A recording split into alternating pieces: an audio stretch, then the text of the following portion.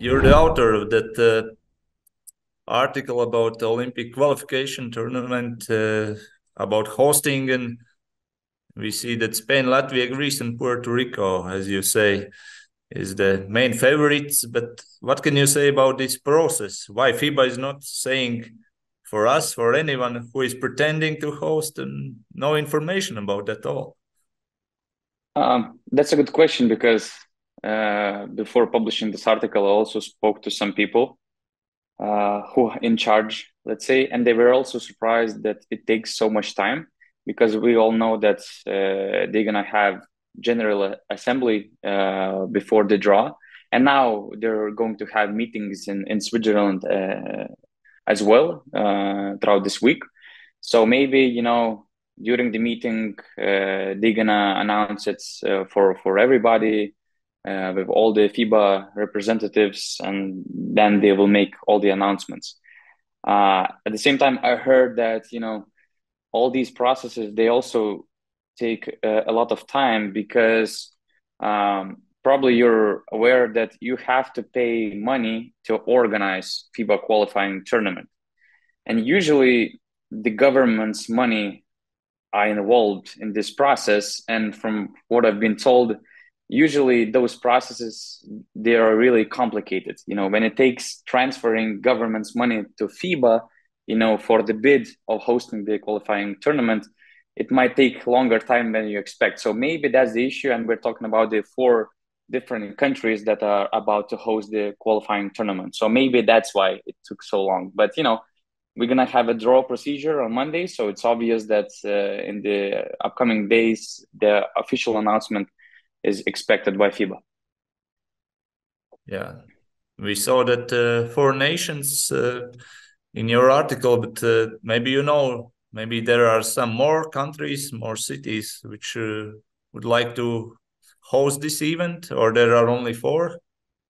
I think there were more, but from what I've been told, it's not like there was the big race for the hosting rights because first of all, it's not cheap. It costs a lot of money.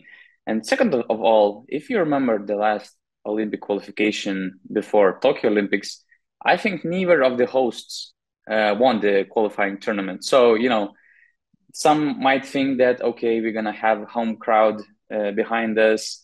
Our national team will have the best facilities to prepare. They won't need to move to Puerto Rico, for instance, if you're Latvian national team.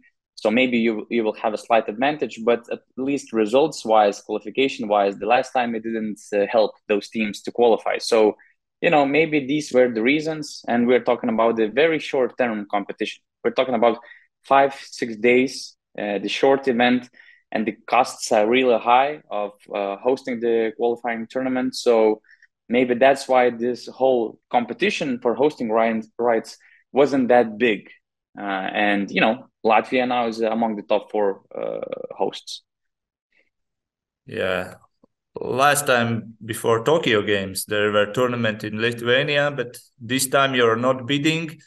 From Federation, I understand that you're hosting, you want to host Women's European Championship. That's why you're not doing this. But were you surprised that Lithuania are not bidding this time?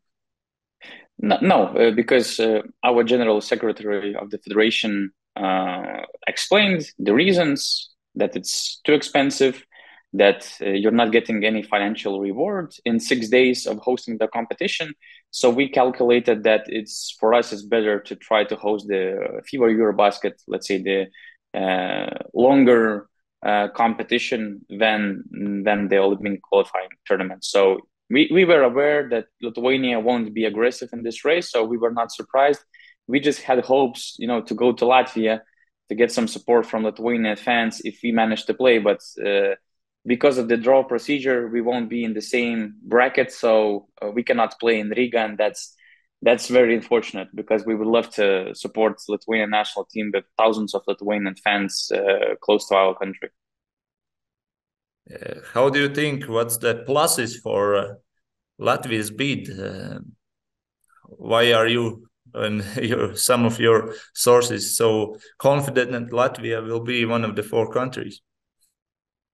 If you ask me about the pluses to organize the tournament, I would say this. We're not sure. Okay, the Latvia now is a bit different, but for instance, the last time we had it in Kaunas, we had Luka Doncic in Kaunas, and we're talking about one of the best players all time.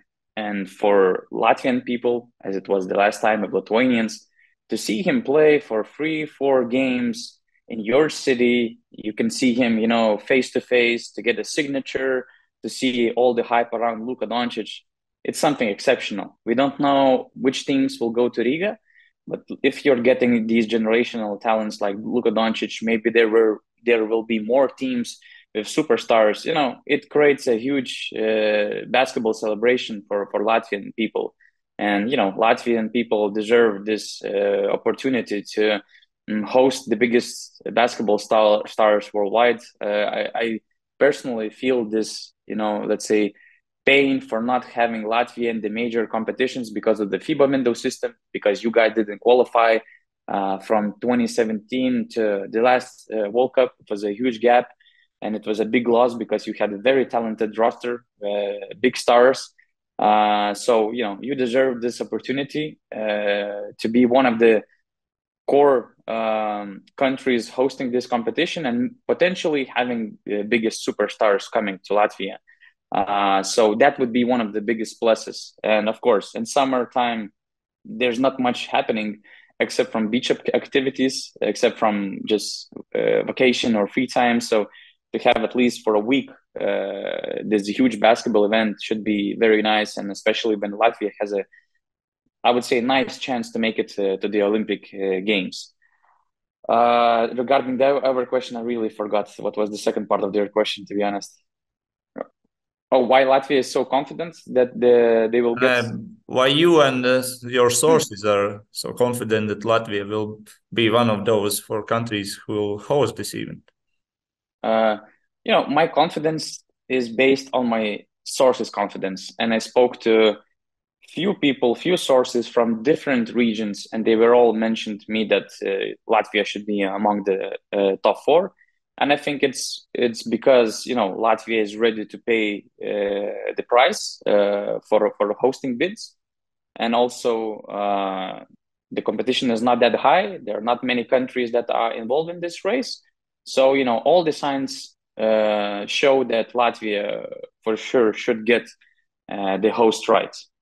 Kā FIBA Europe pārstāvs, tu varbūt var pakomentēt vispār to procesu. Labi, FIBA Europe vairāk par Eiropas čempionātiem atbild, kā tu jau minēji, bet kopumā šis process par Olimpisko spēļu kvalifikācijas rīkotāju paziņošanu tāds no malas šķiet necaurspīdīgs tādā ziņā, ka vēl FIBA īsti nav paziņojis, kas pretendē uz rīkošanu. Ko tu par šo procesu var pateikt, kāpēc nav tā skaidri paziņots, ka ir pieteicies ABCD variants, un tad pirmdien tad mēs lemsim. Šobrīd īsti ir parādījusies tikai tur internetā ziņas dažādas, vai ne, ka Latvija, Grieķija, Spānija, Puerto Riko visticamāk iegūs šīs tiesības, bet FIBA neatklāja, kas tad vispār kandidē uz rīkošanas tiesībām. Jā, es šo to zinu, bet visu nezinu. Līdz ar to man nebūtu korekti man komentēt, jo ir apsvērumi, ko es arī varbūt nevaru zināt. Tas tomēr ir globāla organizācija, kas sevi ietver ceļošanu, vīzas, ja, un mēs varbūt savā Latvijas pieredzē mēs atceramies, ka mums bija U19 čempionāts, un mums kaut kāda, man liekas, ka Ķīnas komanda tā arī neatbrauc toreiz, ja, un vēl tur pēc tam kaut kādas komandas palika parādā, kaut kas tur, ja. Līdz ar to tas Eiropā tas viss ir skaidrāks, saprotamāks un iespējams tāpēc arī vieglāk komunicējams savlaicīgāk. Ja? Un tikko tomēr tas pasākums kļūst globāls, tur nāk iekšā šie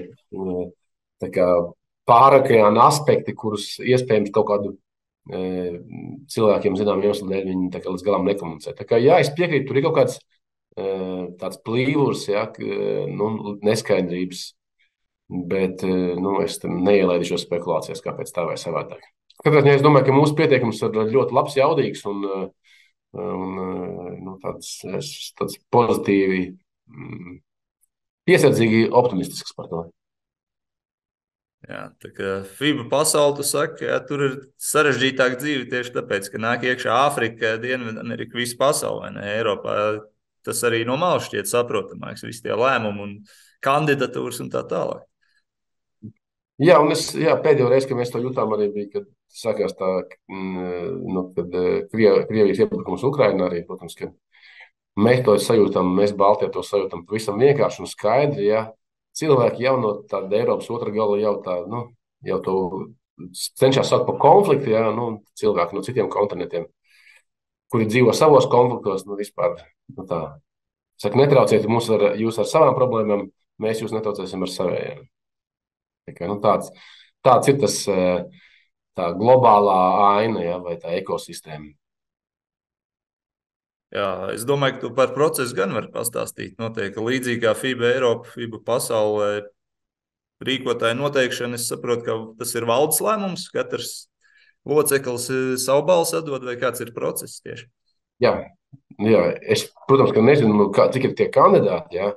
Un visticamāk, ja ir 4 kandidāti 4 vietām, tad tas vienkārši visticamāk būs kaut kāds atbilstības vērtējums, ko amatpersonas sniegs, un pēc tam, bet jā, katram jādod sava balss, tad, ja ir vairāk kandidāti, tas ir aizklāts balsojums.